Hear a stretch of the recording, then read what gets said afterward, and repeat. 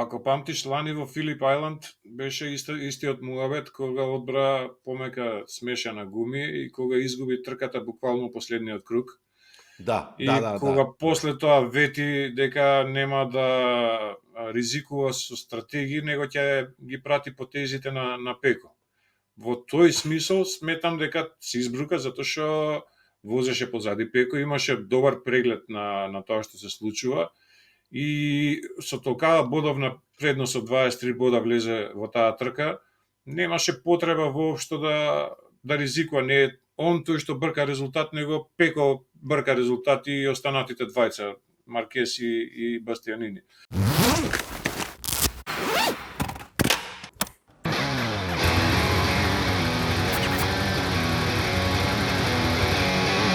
Еве сме на првиот тркачки викенд во Мизано, вториот за 2 недели.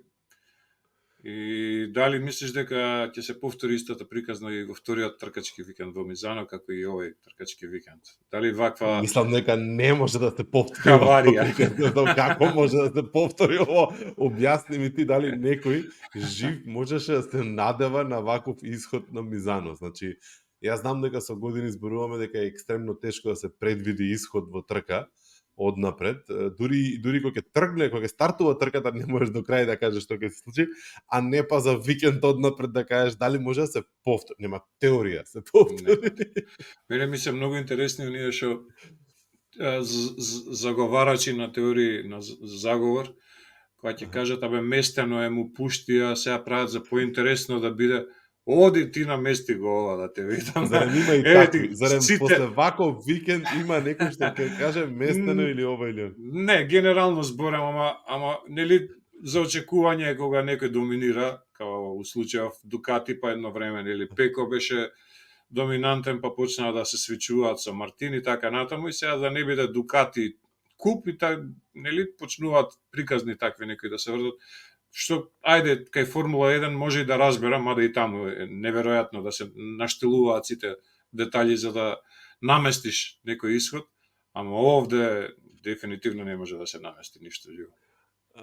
Ајде малце, чисто како некој вовед. Значи, помина Мизано, ќе имаме 2 викенди поред врзани во Мизано, во меѓувреме имаше уште еден тест. Ќе скапат на патеката во суштина. Тим се згади. Да. Јас гледам на целиот прв викенд во Мизано како ако сакаш можеш да раскажуваш позитивно, а ако сакаш можеш да раскажеш негативно, ама се е тоа врзано со Пеко и ништо друго. Да, се слагам, да. Значи, прво и основно Пеко ги изгуби двете трки. Точка. Второ и основно ги изгуби двете трки. Не сакаш. Како може дома со не подобро време на сопствен терен? Абе врска нема од возење, да. Второ, ги изгуби од Мартин, што е претендент да му ја земе титулата, односно главниот борец за титулата оваа година. И второ, ја изгуби втората трка од Маркес, кој што ќе му ја земе до година титулата. Може така да се гледа, да. А трето или четврто, возеше буквално прегазен човекот, составено од 2 дела, исто како и лани на прегазување на нога што му беше, сега му беше на клучна коска, со таква убава фина ротација у песок во Арагон. И мислам дека треба да биде апсолутно пресреќен од резултатот што го извади Пеко. Како ако ја свртиш паричката, ако ја свртиш паричката од другата страна, Пеко зема најмногу бодови и на крај го намали разликата во споредба со Мартин. Така да ем изгуби, ем доби. И 5-6 не се посрамоти толку како Мартин на втората трка. Не знам дали можеш да кажеш дека Мартин се посрамотил, погрешна одлука, моменте, шизик на ризик, си рече после тоа сам. Јас сега ќе ти кажам зашто тоа го мислам. Ако памтиш лани во Филип Ајланд беше истиот муабет кога одбра помека смешана гуми и кога изгуби трката буквално последниот круг. Кога после тоа вети дека нема да ризикува со стратегии, него ќе ги прати потезите на Пеко. во тој смисол сметам дека се избрука затоа што возеше позади Пеко, имаше добар преглед на тоа што се случува и со толкава бодовна предност од 23 бода влезе во таа трка, немаше потреба воопшто да ризикува, не е он тој што брка резултат, него Пеко брка резултат и останатите двајца, Маркес и Бастијанини. Значи немаше потреба идентична сега. Да. Изјавата му беше идентична, рече од сега па натака ќе го следам Пеко. Сакаш го тоа рече. Па да, ама за тоа викам дека се избрука, веќе еднаш го кажа тоа. Сега џабе го кажуваш, што или го правиш или не го правиш. Ајде, првиот пат беше мал неискусен, сега си веќе поискален, ама види, да, верувам дека лесно се случуваат вакви гафови, ама стварно требаше тоа го покажува на искуството негово. Очигледно, во вакви услови, во услови на борба за титула и така натаму. Очигледно неговото неискуство, а за разлика на сметка на тоа, искуството на еден стар и искален волк се покаже исто така во полн сјај. Да, се на се ексклучително возбудлив викенд. Да, Пеко повреден и сите тие работи, меѓутоа мене ми беше онака баш на англиски кажано стейтмент, односно сериозна изјава, спринтот кога Мартин го направи тој неверојатно луд старт, значи стварно не ми е јасно како успеа толку брзо да се катапултира и како да се пробие. Постоја на главната трка гледав како Морбидели го блокираше намерно за да не може да го направи истиот потек, иако се обиде да го направи истиот потек, ама Морбидели онака ја затвори таа дупка брзо. Да. Мислам, сериозно добар потек и сега реално 10 круга, 12 да ги извозиш со Пеко врат да те дише на негова патека со сите бројки за нијанса подобри од тебе што ги имаше до тој момент, не беше едноставна задача во било кој случај. И капа доле за тоа. И да и не, извини, ќе те прекинам, пошто Пеко тргна со стратегија дека ќе води. И он влезе во трка со понизок, со малци, извини, повисок притисок во гумите, сметајќи дека ќе му се лади со чист воздух пред него гумата и дека нема да се овакво, нема да има потреба после од реперкусии во поглед на притисок во гуми. Ама пошто Мартин стартуваше како што стартуваше, перформансите на нив двајците им се многу блиски секогаш во нормални услови на оваква на патеката. И он имаше проблем со притисок во гумата. Рипна премногу затоа што немаше ладење и затоа правеше и нека разлика, нека секунда и пол па ќе се врати на пола секунда и така натаму, ама више возот отиде, немаше можност за напад никаков, затоа што губиш контакт со асфалтот, едноставно немаш грип за кочење. И тука ја изгуби во првите 10 аргументи да расправаш. Ке ти забранам. Ова е Формула 1 муабет. Досадниот. Ова е Формула 1 муабет. Значи бегај таму, ајде. Формула 1 муабет ти овој. Значи никој изјавите не рече, чекај, притисокот ја морав да го пазам, мене ми паѓаше вторбе, ми беше топол. Значи ти си го измисли се ова под твоето влијание од Формула 1. Остани се, види. Ниеден MotoGP возач не го кажал тој, нема да го каже. Тоа е тој благодет на незнаењето.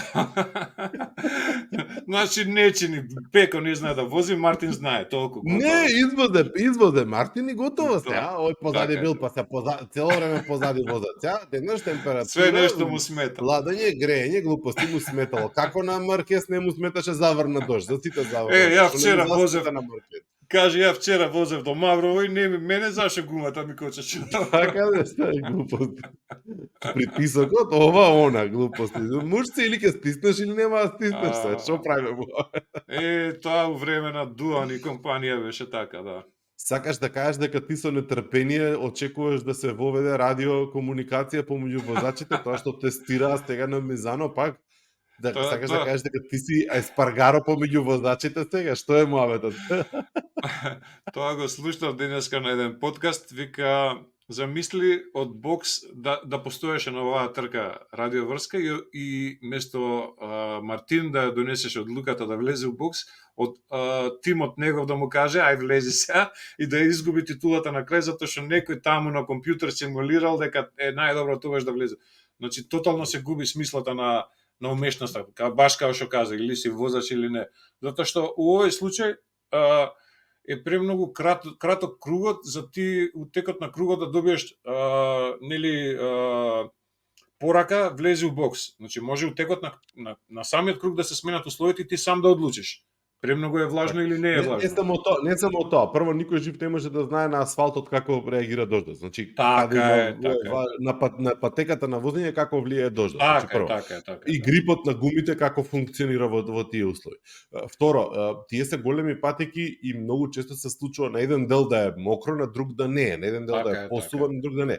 Ти не можеш седејќи во питстоп какви сакаш ти инструменти име да знаеш како изгледа патеката и како треба да се. Можеш да имаш инструменти за прогноза за наредни пола сат или 5 минути дека ќе истори дожд, веќе тоа е 100% сигурно, ама тоа мислам дека го гледат и самите возачи, небото ќе се затемни и така натаму, знаеш. Ама за среќа немавме радиоврска во оваа трка. Не, за среќа немавме радиоврска, ама да, интересен муабет, морав да го отворам, пошто тој муабет е директна паралела со F1 и таман како 110 ми дојде за да спојам таа тема со притисокот на гумите. Како и да е, почнува да се прави муабет дека Маркес и не е исклучен од борбата за титулата, иако јас реално мислам дека да, може се да се случи, ама тешко дека ќе може да биде сериозен претендент за борба за титула, од причините што ги дискутиравме минатата епизода. Значи и сам се кажа дека се уште прави премногу грешки, како нели у петокот грешката и саботата са вајле што ја направи, што не се квалификуваше добро на за старт, значи беше на 9-то место и имаше неверојатна среќа со дождот, затоа што спротивно немаше теорија да стигне повише од 5-4. Ама пази сега, и за 2 недели на истава патека имаме трка каде што таа грешка може да не ја повтори, баш од тие причини што нели со повеќе искуство влегува и со поголема дата. Он цело време он не збори толку, меѓутоа неговиот инженер коментира дека не може да ги користат они информациите од GP24, затоа што тоа е друг мотор. Така да он е реперот сега за GP23, што е најбрз, и малтене го крчи патот као со 24-ките Пеко и Мартин што го крчат патот, пошто другите се поспори. Нема дискусија за тоа. Мислам, он не возел лани, така да не важат туците што ги има. Прво да, и тоа, гумата е друга, да, све е друго. Ама по друга страна, Маркез не е дека не победувал претходно на Мизано, мислам, во бројни наврати. Има понека победа, да. Не, беше, мене ми е, не знам, маестрално беше да се гледа, многу е интересно да ставиш камери кај фановите на Маркез и кај фановите на останатите, веројатно у моментот кога ги претекнува еден по еден и како почнува да набива разлика и после и на суво прави најбрз круг, значи веќе не станува 3 круга пред крај, 2 круга пред крај, мислам. Да, не станува веќе збор само да дождот, не знам што по-добро, дождот за сите е дожд на крај крајава, што не му пишува него на чело дека е привилегиран за на дожд да вози, значи он се снаоѓа најдобро во тие услови затоа што знае најдобро да вози, зашто зборуваме. Оке, ако гледаме така и Милер и Бриндер се исто познати по добри вожњи на дожд и во такви услови. И тоа е тоа, знаеш, да направиме на паралела, секогаш се збори, стај ги на ист мотор, ќе видиш кој е подобар. Не е така. Карактеристиките на моторот може тебе да ти одговарат, мене да не ми одговарат, истиот мотор е. Ама ја мислам дека во MotoGP тоа многу ретко функционирало и важно. Никад нема да функционира и нема ни да функционира, да. Што не е тоа Формула 1, пак не знам зашто се те закача. Ама и да е Формула 1 и било кој спорт да е, мене ми лежат едни услови, една патека, пази се, збореме за Маркез, е најбрз во левите свиоци, мислам, зашто зборуваме? Ало, во левите кривини бил најбрз и сите други викаат, не знам разлика како прави у левите кривини. Значи тоа е нешто што не е мерливо. Не можеш, ете истиот сетап, исто гаст, отвори од кривина, кочи на исто место, не можеш да постигнеш истата траекторија, не можеш истиот круг да го направиш. И тоа е убавината на MotoGP на крај крајава. Апсолутно се согласувам. И мислам, не е дека се жалевме дека имаме досадна сезона, можеби имавме пар досадни трки и слично. Имавме пар досадни. Меѓутоа сезонава ни од далеку не е дава некаков индикатор дека ќе биде досадна или дека е досадна. Има уште многу за возење, де факто, има многу ризични условно речено патики кои што следуваат, значи со променливи услови, со патувања, со различни храни на крајот на криштата кај што може да ги закачи некој болест, некој вирус со Honda беше трагедијата уште поголема и двајцата да не се појават недела, тоа е. Мислам, пази, Репсол у исти викенд не извозе ни една трка, ни еден возач нивни, мислам не извозе главна трка. Ужас. Ни еден возач го изгубија главниот спонзор како што беше најавено, нели, дека ќе раскинат договор. Да, тоа се поклопи така, инаку не верувам дека баш се одлучија да го обстават. Не, тама работа, мислам сега. Во корпорат свет таму 17 нивоа треба да одлучат соопштението како ќе изгледа, не па сакаш да случајно било. Не, ама како и да е, се случува тоа. Дури мислам дека како да избегна тркачкиот викенд за да не се избрукаат, па ајде на тестирање ќе извозиме некако, да видиме од тие новите ствари што ги ставате на моторот. Со еден водач на тестирање отидоа така или со двајцата отидоа на тестирање? Марини беше, Амир мислам дека не беше. Так. И нормално другите од види се надева човек се обидува да најде некаков silver lining, да свегаш од некаде да речеш еве нешто сега. Од друга страна, пак дежурно мора да си го повториме истиот муавет, Ямаха кој има silver lining-от, кој што се вика шампионот Пеко. Значи Пеко извозе, Пеко. Квартарар. Фабио. Фабио извозе астрално викендов мене, ако ме прашуваш. Да, дефинитивно. Фабио, они кај нив се гледа некаков помак, дефинитивно позитивен, затоа што дури кај Honda има сигурно некаков помак, само што Дукати пред се растуран. Они ако имаат помак од пола секунда, овие имаат секунда и пол помак. И тука џабе ти е све да се губиш. Што сакам да кажам, дури и нова генерација на мотори што ја тестира Ямаха, кажуваше Алекс Ринс дека пола секунда добил однос на трка. Значи што е 0,5 до 0,7 дела од секундата, што е огромен помак. Сега може да збориме гумирана стаза. Не, круг квалификационен фактички во тестирање. Вчера, на вчерашните тестирања. Имаат нов мотор кој што ќе го користат веројатно 2025 година, ако не и оваа година, пошто одврзани раци имаат за многу варијанти на мотори. И тоа дава некаков оптимизам, за разлика од Honda кој што тотално се изгубени и така на Кагами кажува, вика ова не е Honda уопште. Зарко кој што вади максимум од моторот истото го кажува, тотално погрешен правец се движиме и резултатите си го потврдуваат се до тоа на крај. Да. Ајде ги оставиме. Honda на мира. Сцена се доста интересен викенд, се врати од условно речено мртвите, иако тоа веќе континуирано малце по малце го прави Морбидели на домашен терен. Да. Енеа беше малта нестандарден собери од земи, тука некаде беше кај зашто. Да, он имаше тотална утка во квалификации, не се не квалификуваше во Q2 и стартуваше од таму негде испод 12, 13, 14 место и секако му е подвиг и ова што го направи.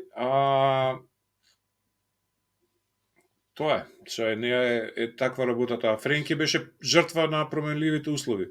Он беше трет позади Пеко и Мартин и прв он излета баш кога почна дождот. Значи Да. Ете, он беше првата жртва. Мартин штета што нема ретровизори па да види што се случуваше или може баш тоа го натера кога го слушнал песната. Ама да имаше тимско радио, ќе му кажа Морбидели падна, пази се. Па, што? Он си влезе секако на сигурно отиде. Сигурица. Сега тоа е, сега нека ни извинат фановите на Мартина, ама заслужи човекот. Многу беше јако после тоа кога збореа вие на подиум што беа Пеко, Маркес и Енеа, кога сватија дека Мартин земал бот и такви зачудени сите како бот земал, како може да земал бот? Да, круго петник мотор сменец. Да. Многу беше јака ситуација. И на крај му дишеше у врат Вињалес у последниот дел од трката, тоа беше викам. Овој строт не смееше да помине напред, а Вињалецот позади го брка, многу беше чудно и смешно. Да. Мора да му биле многу тешки тие последни кругови што ги извозил, пошто е стварно демотивирачки. Да се вратам да ти одговорам уште еднаш на прашањето што ми го постави почеток. Не може да се повтори оваа трка. Нема шанс. Да. Колку и да сакаме, мада, ајде, не знам како ќе бидат до тогаш условите временски, ако биде пак некоја изненадување со дожд, ќе биде пак. Види, Европа е променлива. Се е заладено, цело со дождови, така да, ако ништо друго, температурно ќе има големи разлики во споредба со оваа трка, секако. Затоа што Европа веќе е особено, нели, по северниве делови, тоа е централна Италија, не е толку многу на север, ама сепак веќе залади и поминува тој ладен бран и за очекување дека ќе има скроз различна трка. Не се сеќавам наназад, можеби ти ќе се сетиш во календар дали Мизано се возела толку покасно и на, да речеме, на средина на септември, претходно за да знаат прилика како би изгледал тогаш и асфалт и услови и гуми и се. Ама ќе биде повторно една непознаница, ќе има притисок, мислам дека најмногу врз Пеко, пошто Пеко и покрај тоа што може да гледа позитивно на целиот викенд затоа што освои многу бодови, зашто нели не изгуби контактот Мартин и слично, може да биде, ако реши да биде у депресија, може да биде слободно у депресија затоа што изгуби од двајцата најголеми ривали на домашна патека, сам на своја патека. Да. Сега не верувам дека тоа ќе го зафати. Она што ми се виде многу интересно и сакав да го прокоментираме после трката и гледав некои клипови на социјал медија. Дали примети како изгледа енергијата и сеир фаќање и муабети помеѓу Пеко и Маркес? Неколку пати на различни оние као снимања за социјал медија содржина, па изјави после тоа, па не знам за фраканци, вакви такви онакви. Моментот со не го слушај Давиде или слушај го Давиде, да знам да го слушаме и да не го слушаме Давиде Трдоци и слично. Да, супер беше тоа, многу симпатично. Пеко му кажа као, па Давиде ми кажа дека нема да врне и не го слушате, Давиде, Маркес го праша. Значи да не го слушаме, Давиде, да не го слушаме. Да, промашува као вообичаено. Пази, имаше уште еден добар момент што многу ми се свиѓаше. Пеко на подиум го бранеше под наводници Маркес, кога го свирка и стварно треба да се закопаат тие ратни секири помеѓу VR46 и Маркес клановите, пошто треба да уживаме у вожните и така натаму, да ги оставиме тие работи. Пази, тоа се нивни мислам, само они двајца знаат што се случуваше таа 2015 година.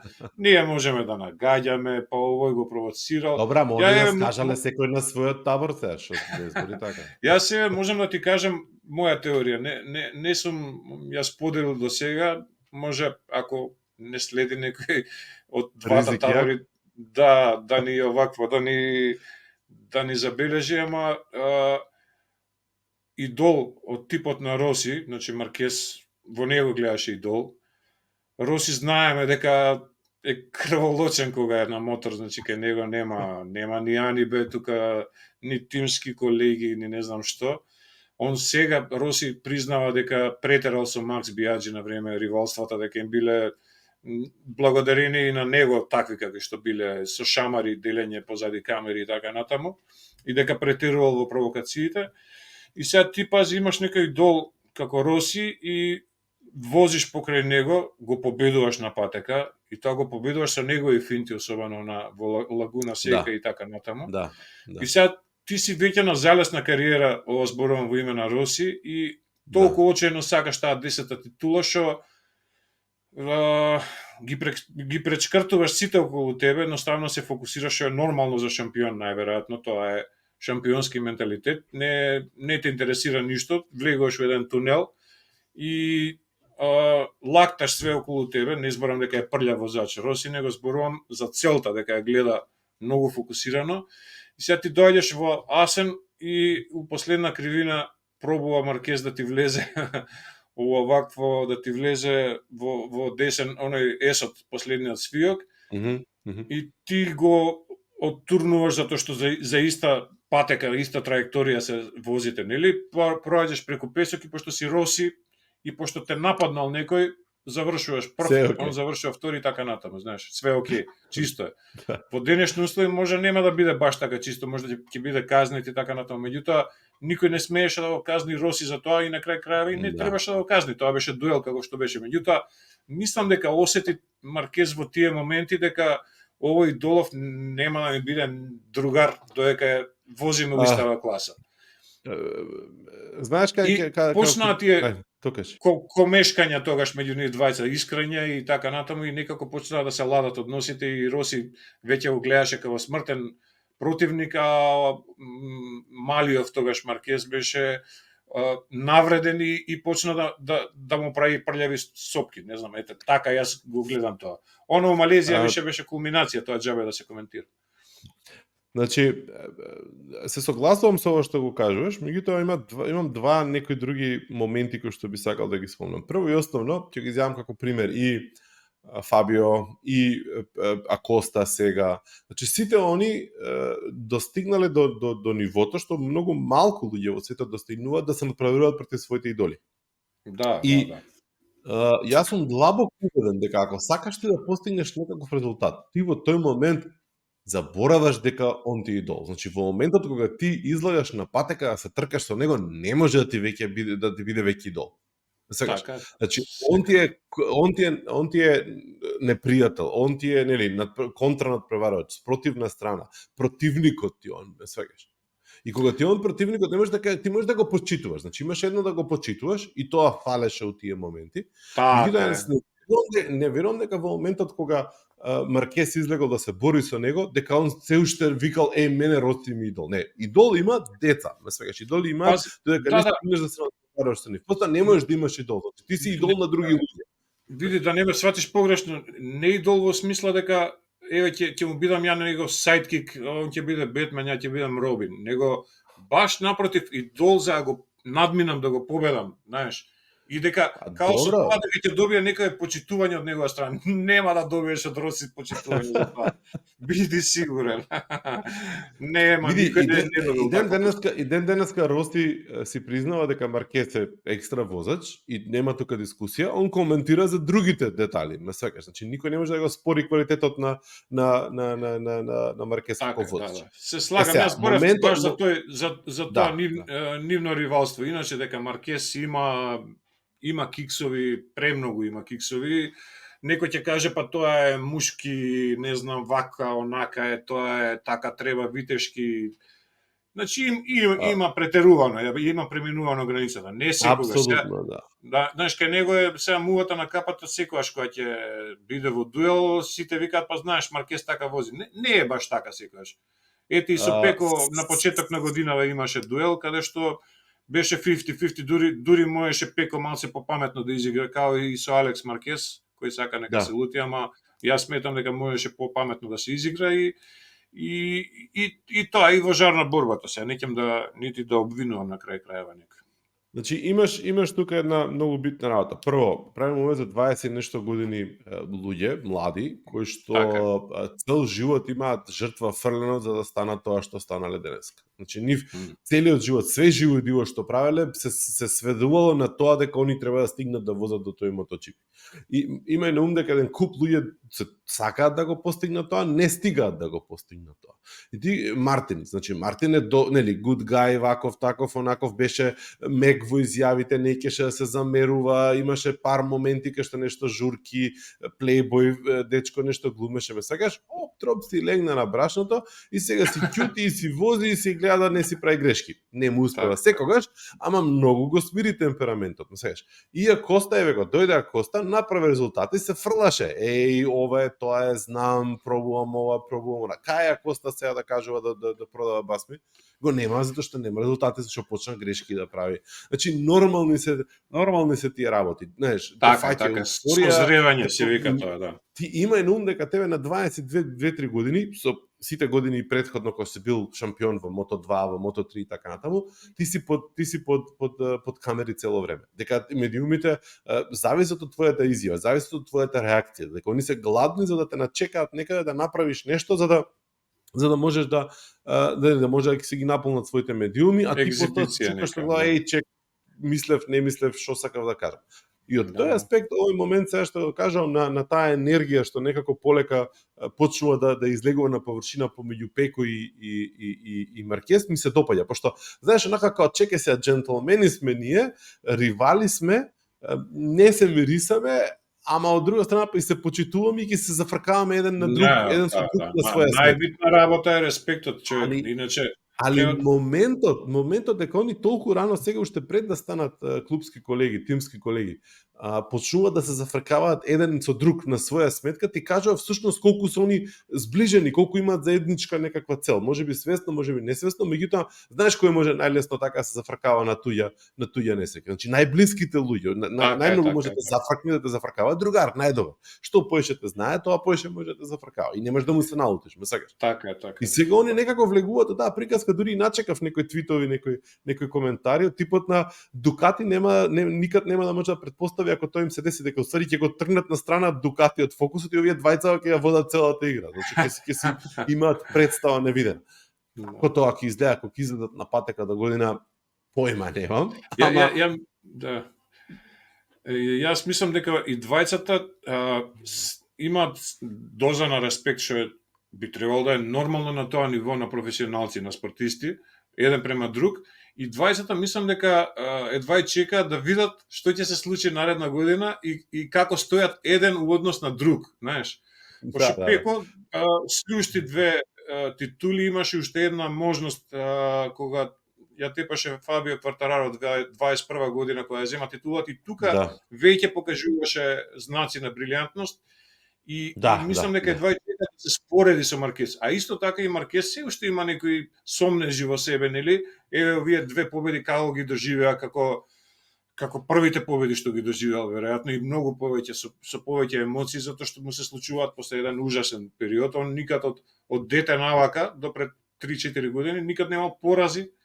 Не онакви порази како што ги имаше овие неколку години кога веќе се размислуваше дали да се откаже или не. Значи, и двајцата мислам дека едва и чекаат да видат што ќе направат наредна година и за тоа се уште постои таа доза на респект. А ако се паметни, ќе се извозат онака, не можеш да ствари да предпоставуваш. Тука ти паѓа веќе осигурачи, кој знае што се дешава кога ќе влезе у жута минута.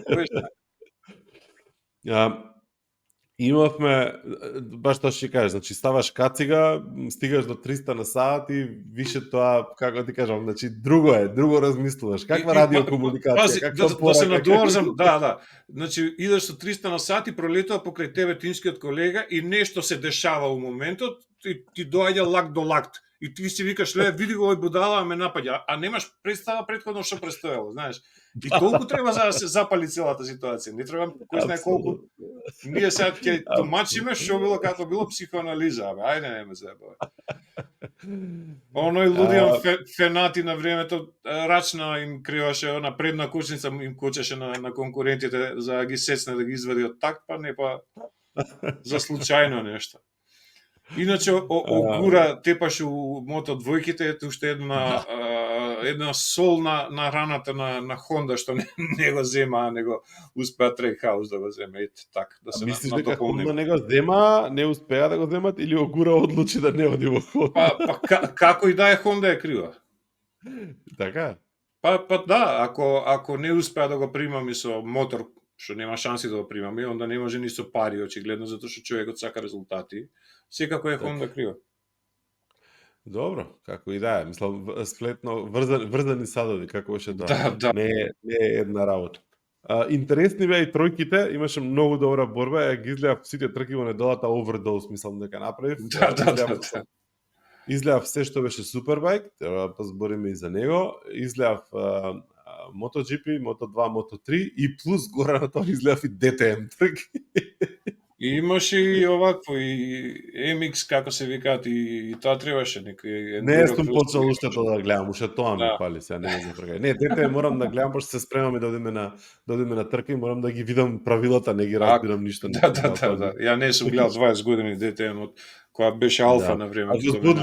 Возбудливо беше, имаше доста поминување. Но да се вратиме ние на муабетите за мотори и да се вратиме на уште еден безпрекорен, што би се рекло, за малку идеален викенд во Супербајк. Не за сите, нормално, си правам муавет ја за Петручито. Ми се закочи. Не ми се закочи. Да, тоа беше помор на шампионите овој викенд беше дефинитивно.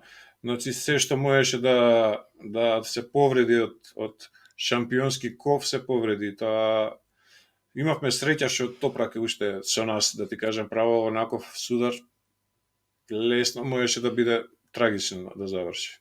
Ужасно, ужасно. Јас се сеќавам кога го видов, дали беше во живо или на некоја реприза, не знам, ама го гледав кога се удри, значи како партал се изврте и уште кога се движеше, кога стана, постоа ми беше малце чудно. Ама кога објавија дека нема да вози, викам добро, окей. Мислам кога гледаш дека се движи и кога вика дека нема да вози, значи дека е окей, во смислот тоа дека има повреда, ама може да се контролира, пошто Так. некако делуваше се дека може да заврши премногу страшно. Мислам дека вчера или завчера изјави дека ќе се врати следниот викенд во Италија да вози, северна Италија. За 2 викенди. Кремона. За 2 ли? Да. Кремона, да. Интересни беа коментарите на тоа дека никој, дури ни италијанци не возеле во Кремона на таа патека и никој до почетокот на годинава која ја ставиле во календар не имале појма дека постои еден куп од возачите таа патека таму. Па отворив ја на Google Maps да видам кај да ја барам, да видам што е муабетов со патекава. Као некоја мала интересна патека, така и тоа ќе биде интересно да се види на нова патека кој како ќе се однесува. Топрак не извозе ништо, односно не возеше, меѓутоа честа ја одбрани неговиот тимски колега. Да. Што на крај во изјавата кажа фала му на Топрак, затоа што без него немаше шанси да победам, он е најзаслужен за све што се случува со БМВ Динава. И ми беше многу драго да ти кажам право. Да, и он се изнамачи, имаше повреди доста изминативе години и заслужи малце награда ваква. Вандермарк, така беше да не го промашам. Да. Значи Вандермарк убаво, мислам сега дожд, променливи услови, хаос на патеката, булега падна и така натаму, ама на крај заврши како победник, сосема заслужено. И супер полот ме израдува многу што Петручи излезе многу напред, заврши трет и конечно мислев дека стартува од прв ред и ќе има шанси да се бори за победа и дека ќе стане уште еден единствен во историјата со победа и на Супербајк. Стигна на второ место, одма брзо, не беше тоа никаков проблем. Да. Лоус имаше несреќа, иако можеби дефинитивно ќе се бореше во топ 3. Па имаше темпо, дефинитивно, да. Ама имаше пех во прв или втор круг, не знам како беше тоа со менувачот, нешто му се случи. Да, нешто гледаше надоле као да промаши брзина, као нешто да му избаци од брзина. Да, читав тоа нешто кажуваше дека не можел да уфрли во брзина, дека нешто не сакал од моторот да и после се врати на подиум. Да, извозе маестрално, се врати на подиум, ама булега беше ако Вандермарк ја зема победата во првата трка и нели му се одолжи на Топрак, булега ја зема победата во втората трка и му избега на Баутиста. Да. Уште повеќе. Баутиста имаше несреќа у спринтот од позади, не знам од која стартуваше, од 17-то место, пробуваше да надокнади и така ја промаши првата кривина, што мислам дека пукна осмото ребро го има пукнато и он тешко или кој знае дали ќе може во Кремона да вози. Џони Реа во првата трка после булега одма на истата предпоследна, последна кривина го држаше моторот со десна рака, нели да не изгаси, тоа е поентата кога си во трка, ако ја отпуштиш, ако кумплувот, уствари, ако го отпуштиш, онда ќе ти изгаси моторот. На тренинзи не им гаси, така се наштелувани, ама во трка им гаси за да не се запали, да не направи проблем. И држејќи ја така рачката, гиданот си го одрал скроз палецот и имаше операција на палецот нареден ден. Значи Топрак, Баутиста и Џони Реа, баш шампионите, да, тројцата шампиони беа онеспособени овој викенд. Тоа булега го искористи обе ручки и освен во првата трка максимално освои поени. Во втора и трета Алекс Лоус нешто тука се очеше и он убави поени, убаво темпо имаше и Петручи што го спомна 3 пати на подиум што не му се случило до сега. Да, 3 пати на подиум не му се случило и тоа трето, второ, така беше ако не се лажам. Трето, второ. Да, трето, второ. Мене некако Супербајков годинава, окей, Топрак избега, јасно не стана дека ќе биде шампион, многу тешко дека некој ќе може да го спречи. Ама еве сега падна, па се викаш добро се е можно, Булега е тука, иако и он млад прави грешки и слично.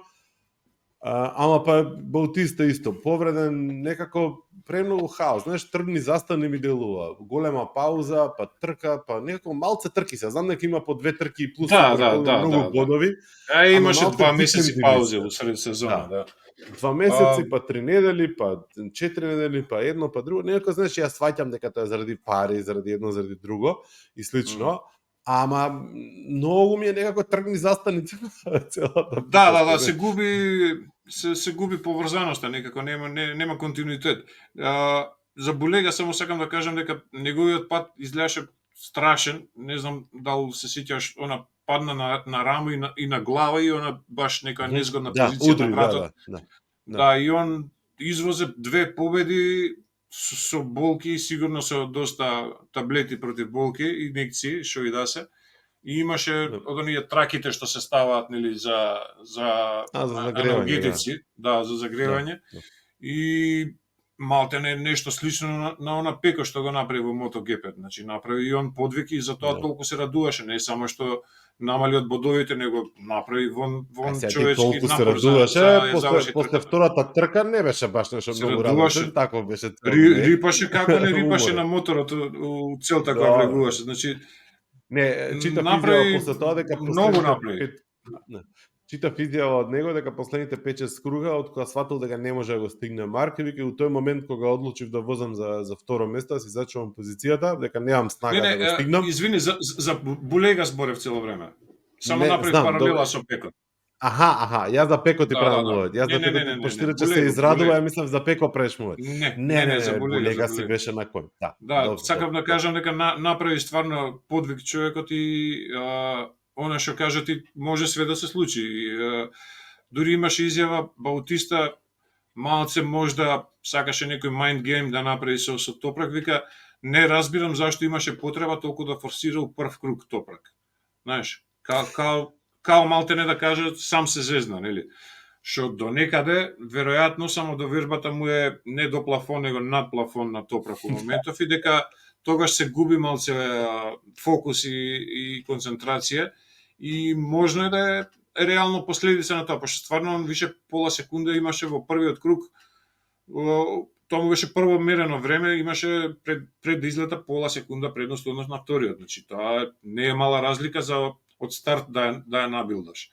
И мислам дека почна да губи контакт со... Долга е таа сесија, ама сакаш не можеш да кажеш дека мора одма да притисне. Да, па тоа викам, дури менаџерот Кенан Софоглу сега може у балкански стил, нели секој е зло за добро, нека е со помин, нека и така натаму од турските серии, ама човекот истото го кажа као за добро нека е паѓањево, му требаше малце, знаеш, као да се смири. У тој фазон каже изјава и малце беше исплашен овакво Топрак. Не беше оној класичен курс со проштење што го имаше беше ударот не зафркавај како да не си исплашен, мислам. Не беше, уопште не беше sejedno, да. Сакам да кажам не бруеше со самодоверба како претходните денови, значи баш го потресе цела работа и може да се врати и посилен него што беше на крај крајава, пофокусиран.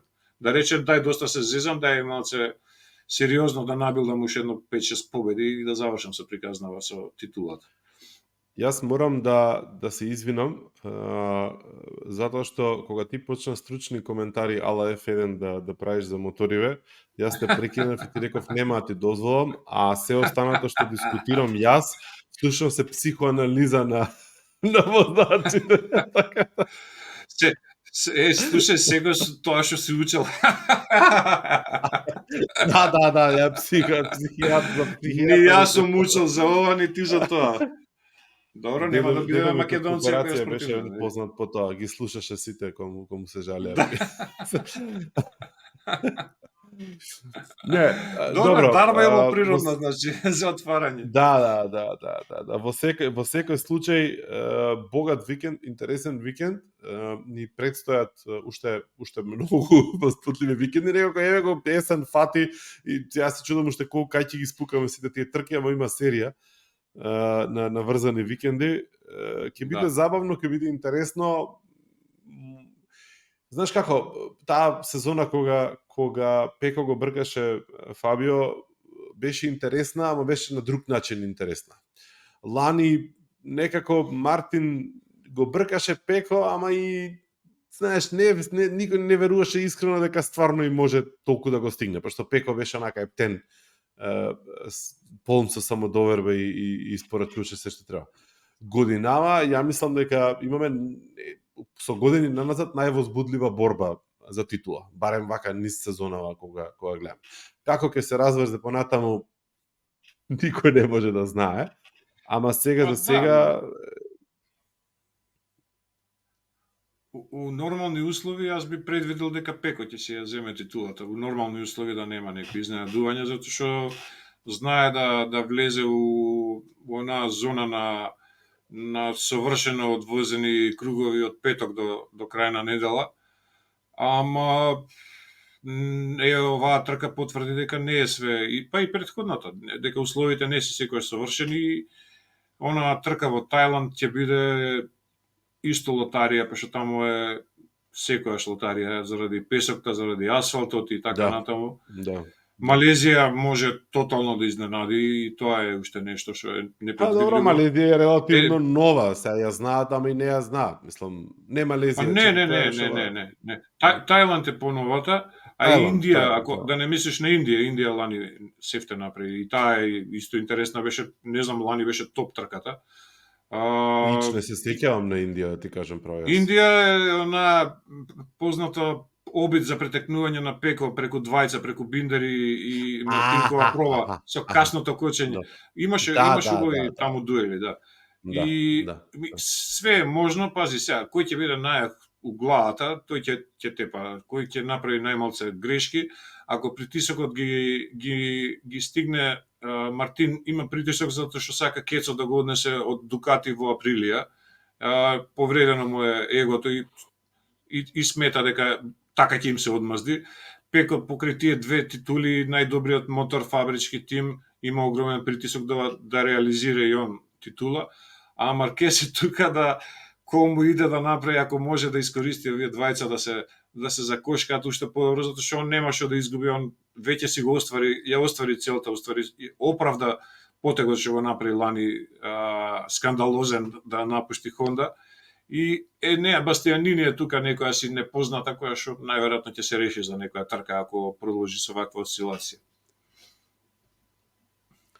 Да, не очекувам ништо ни од Енеа, ни од Морбидели или слично, мислам да бидам искрен, вака делува негативно, ама нема капацитет, се гледа, мислам не е тој инстинкт, нема стабилност, просто. Да. Нема константност. Да. Тоа е тоа. Како и да е, затвараме убав викенд, богат викенд. Малце оддишка, следниот, па повторно назад во исчекување на нова возбуда. Затоа што пак дупли викенд. Ете сега со повеќе податоци, со повеќе информации, со повторно ниста патека, шанса за реванш, да видиме чива шанса за реванш ќе биде да се одолжи, пошто секој секако некако може да се толкува дека треба да се одолжи некому за тоа што се случило овој викенд. Во секој случај супер забавно. Најавија Дорна дека ќе објават календар следната трка за 2025-та. Нешто читав, Америка сакале уште една трка, ама не успеваат да обезбедат уште една трка во Америка, што од една страна е добро, од друга страна не е добро. Имаше тест, Мишелин тестираше нова гума овој викенд, предна.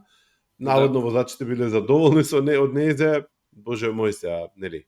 Тоа дека не стане реалност. Да, особено Пеко. Сега не знам, само не фати информација дали ќе пуштаат таа нова гума во оваа сезона или ја спремаат за следната сезона? За следната. Добро. Чисто тоа да знам, пошто ако пуштат, не знам дали смеат, дали има правило кое што вика дека смеат да следат гуми. Мислам дека не смеат, една работа не смеат, и друга е што не се конципирани моториве за оваа гума и за тоа ќе ги прават тестирањата, за да можат веќе да имаат некои насоки за наредна година. Добро, окей. Тоа има логика тоа. И Дорна подпиша имаме тој муабет што се отвори Софија по застапување на MotoGP. 6 години. Колку ќе имаме ни? 80 и кусур. Значи, се дека нас не интересира тркиве, Дорна и FIA ќе бидат во партнерство, така да... Едва ја чекам пензијата за да можеме да се посветиме онака баш на како што треба на ова. Па да можеме и ја малку поше технички да следам што се случува, значи да правам и да кажам коментариот типот на притисокот на гумите во тој круг ми падна и сличам. Ти како кажеш тоа, кога можеме имаш монитор дома од лева страна и ти го следиш притисокот овако на сите возачи. Предпоставувам, не знам. Предпоставувам, таа се све предпоставки, нагаѓања, предвидувања, исто како Иван Исцелител сум. Да. Види, ја читам написи по сајтовиве, чат пат ти гледам некои изјави и слично, меѓутоа за разлика од тебе не следам подкасти многу поврзани со MotoGP, чат пат ќе прочитам или ќе гледам некој краток клип од подкастиве, чисто колку да проверам што прават муабет другиве луѓе на подкастиве. И да бидам искрен, во голема мера прават муабет кој што е многу сличен на овој нашиот муабет. Не дека се фалам себе си или не фалам нас, ама некојаш очекувам многу повеќе технички да зборуваат за работите. На страна од пар луѓе што се директно врзани со MotoGP, или сум ги промашал подкастите, треба да ми пуштиш некои линкови, или не сум начекал, или ми имам погрешна перцепција, не знам. За техничкиот дел Оксли Бом, подкастот е дефинитивно најдобар. Оксли е бивши тркач, а Питер Бом е бивши инженер и се уште во некои категории работи како инженер, така да тие двајца се алфа и омега во тој дел. Ако се смета некој доволно спремен за да ги разбере тие терминологии кои ги користат и толку информации, детали што ги имаат, што ги поседуваат и ги дознаваат, они двајца се дефинитивно. А останатите, да, имаш право, многу не е сличен стилот, него едноставно повеќе коментаторски у смисла на анимирање и на обликување на трката, малце да ја ставиш на едно место, да ги собереш емоциите. Добро. Би сакал јас лично и овака јавно да кажам да одиме во двете насоки, пошто јас знам дека ми фалат тие технички познавања, затоа се ти тука да бидам искрен. И ја немам таа меморија и фокус, таа трка тогаш се случило ова, тоа да ги врзам тие работи. Ама боже мој, што викаш ти ќе идеме у пензија, па ќе имаме време да се посветиме на тие работи. И спонзорите ќе помогнат сега, нема ностоп вака да биде. Да, дефинитивно. Да им се заблагодариме на спонзорите за оваа епизода. На фамилиите. Што ни помогнат да реализираме. Фамилија Булдиевски и фамилија Николовски, да. Николовски, вечна благодарност. И нека не истопат до пензија. Уште 20 години нека не истопат, после лесно ќе. Да. Ничо, ништо. Да завршиме, Да. Се гледаме за 2 недели и уживајте у трки, баш дупли викенд е за 2 недели. Секој добро, поздрав. Поздрав, чао.